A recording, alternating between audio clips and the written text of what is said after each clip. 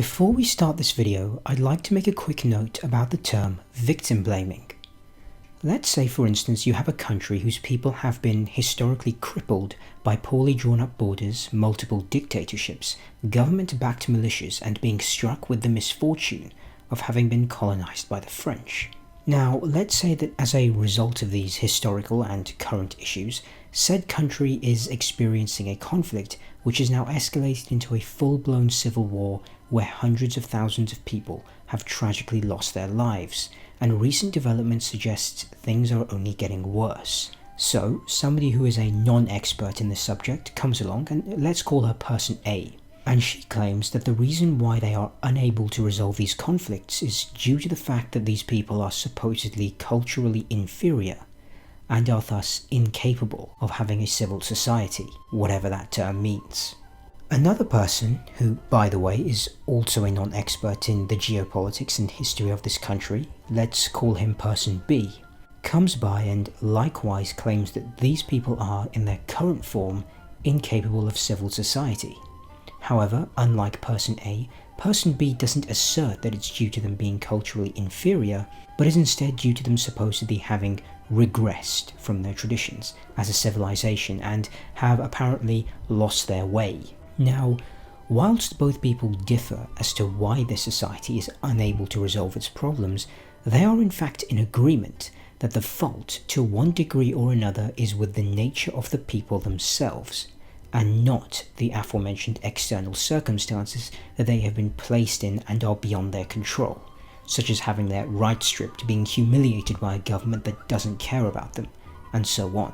This is a case of victim blaming, where, as opposed to trying to understand and rectify the historical and contemporary injustices carried out against a certain nation, one's response is to place the guilt on the nature of the people themselves.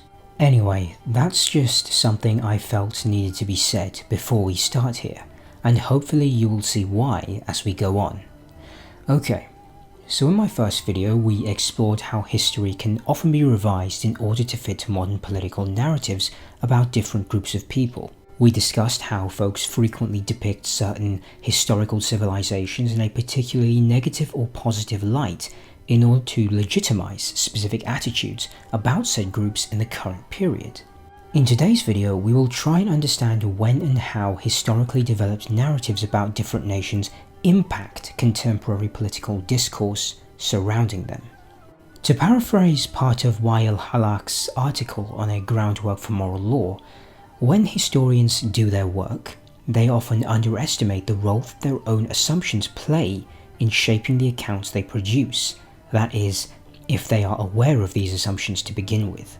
Some altogether miss the profound importance of such self-awareness and go on to construct histories that describe more a figment of their own imagination than the subject they purportedly study. I believe that such a statement is true not just for historians working to evaluate past civilizations, but also scholars, academics, and non-experts discussing different nations within the contemporary era. Often people describing these topics lack the self-awareness to recognize when their own stereotypes about different nations play into their discourse and commentary about them. Take for example a 2016 lecture from a well-respected American Muslim scholar, Sheikh Hamza Yusuf, where he briefly mentions the Syrian civil war and comments on the state of the people residing within the country. Allah can humiliate whomever He pleases. Man ahana sultan, ahanahu Allah. If you humiliate a ruler, God will humiliate you. That's a hadith in Tirmidhi. If you humiliate a ruler, God will humiliate you. Why? Because the Prophet said, Al-mu'minu la yudhillu nafsahu. The believer does not humiliate himself. Ahmed Zarruq said, when he attacks a ruler and he's not capable of doing it. In other words, they have power, you don't have power. If you attack them, you humiliate yourself. You have humiliated. You can blame the ruler all you want. The guy is a bad guy. I'm no fan of that man. I'm no fan of the rulers there. Saddam, I was no fan of Saddam. But now we see the wisdom of why these people were in those places. Because the Iraqis now, Muhammad al-Madi, who tore down that statue, was saying he wants to put the statue back up. Right? Zainab al-Kanzi, a Kurdish Iraqi, said, now I see the wisdom that God had in having that horrible man as our ruler. Because you take him away and you look what... Because we're not ready. We're not ready. We don't have civil society. We can't even wait in line for buses. And this is not because Muslims are inferior to non-Muslims. It's not. It's just circumstances. We've been moribund for a long time. We've lost a lot of wisdoms that we had. We have terrible treatment of our women. We don't raise our children properly. We have horrible school systems. We have widespread corruption. These are all the realities of the Muslim world. What did the Prophet say? وَلَكِنُّكُمْ غُثَاءٌ كَغُثَاءِ السَّيْلِ. You're fluff. That's how he described us. This was only an excerpt from the segment where this topic is brought up, and for the full context and overall lecture, I will add a link in the description, and I would highly recommend listening to it as well. This idea that he's presenting here should first be contextualized within the overarching narrative Sheikh Hamza Yusuf is showcasing here. You can't change a people unless they change themselves. Now, whilst this is true in some situations, he's using this to argue that you can't remove a tyrant or dictator unless the people at the bottom have purified themselves first, and have the means to overthrow said tyrant and have become capable of civil society. However, the problem with this is that it's based on the premise that the people are at fault, to one degree or another, for the maltreatment that has befallen them. Claiming that they are incapable of being civil is effectively blaming them for their situation. Now, whilst I do greatly respect a lot of his work, it is worth noting that he has come under fire for some of these comments and has been rightfully criticised for misrepresenting the events that took place as merely a case of the Syrian people deciding to rebel against their government and attack their ruler, and portraying the situation as if they were the instigators of the conflict, rather than being the ones who were actually driven into a situation where they had to defend themselves. However, that's going on a bit of a tangent. The particular point I'd like to focus on were his observations about Iraqi and Syrian Muslims supposedly not being ready and lacking civil society as being one of the reasons for their historical and contemporary humiliation at the hands of tyrants such as Saddam Hussein and Bashar al-Assad, respectively. Putting aside the fact that such observations about them not even being sensible enough to wait in a bus queue are most likely false stereotypes and reveal a deeply rooted prejudice, one cannot ignore the illusion at hand here. Sheikh Hamza Yusuf emphasizes the maltreatment of women in some areas and inability for the people there to act in a civil manner. Whilst the treatment of women in some of these areas is a major issue that needs to be solved, how is it related to them rightfully defending themselves against the oppression of the government? To me, it seems like a bit of a red herring. Unless, of course, the implication is that since these people aren't capable of governing themselves and being civilized, their continued degradation, oppression and humiliation is understandable until they are capable of this. Such rhetoric is also apparent in other political discourse. For example, United States Senior Advisor Jared Kushner, when dipping his webbed flippers into the prospect of an Israeli-Palestinian peace plan and the Palestinian right to self-determination, he remarked how they simply lack the ability to govern themselves without Israeli interference. Again, the implication being that because they are supposedly not sophisticated enough to manage their own affairs, their continued degradation should be tolerated until they, in his eyes, become civilized and gain the ability to self-govern, as if their right to a degree of state sovereignty is subject to the judgment of the American government as to how refined or cultivated their society is. Now, what's interesting here is that Kushner isn't entirely wrong. A self-governing, independent and operational Palestinian state wouldn't be a walk in the park.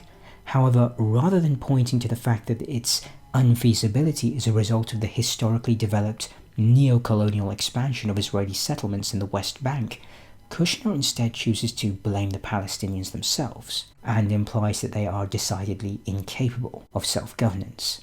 Similarly, regarding the excerpt from Sheikh Hamza Yusuf's lecture, rather than pointing to the artificially carved up nation-states, tyranny at the hands of the Assad regime, as well as the foreign support of the government received from the likes of Russia and the Iranian militias, instead he seems to imply that the inability for the people to govern themselves in the absence of these tyrants should be placed on the Iraqis and Syrians for apparently having lost their wisdom and not raising their children correctly. Is this to say that modern Muslim scholars like Sheikh Hamza Yusuf view Muslims in a similar manner to that of the United States government? Not necessarily. He did say in the same lecture that he wasn't trying to spin the accusation that Muslims are inferior to other groups, or anything of the sort. However, it does go to show how such neo-colonial narratives about certain groups being incapable of governing themselves due to them lacking so-called civil society are frequently adopted and subconsciously internalized and embedded to varying degrees in historical and contemporary political discourse. Putting those two aside for the moment, it is worth noting that this narrative of the Oriental or Muslim other not being capable of civil society is certainly not a recent phenomenon.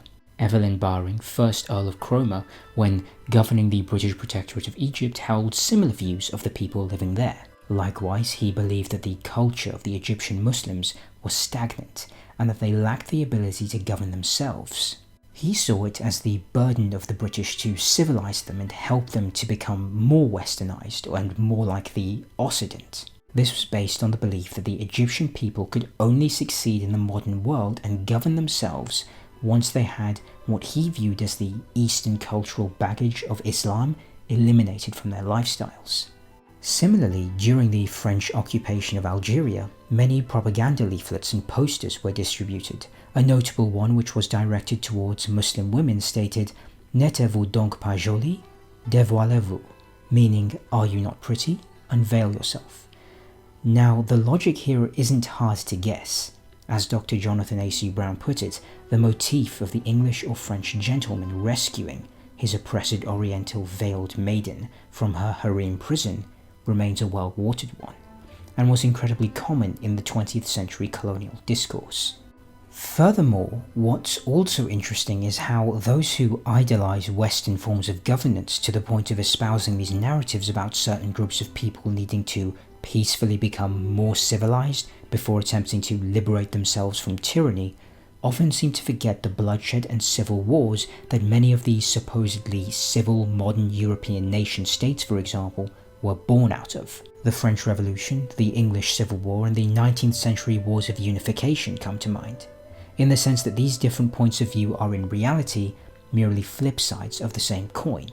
Both sides, to one degree or another, place the blame on the culture of the people themselves for being the primary cause of their ill-fated circumstances. Linking this back to what Wael Halak noted in his article, I think that the presented examples here are a prime exhibition of the kind of phenomenon that he refers to, whereby the minds of certain academics, historians, government officials, or just ordinary people have a habit of conceptualizing different civilizations based on their own internalized tropes and assumptions about how these societies ought to operate, whilst forgetting the realities and geopolitical circumstances that they are actually in.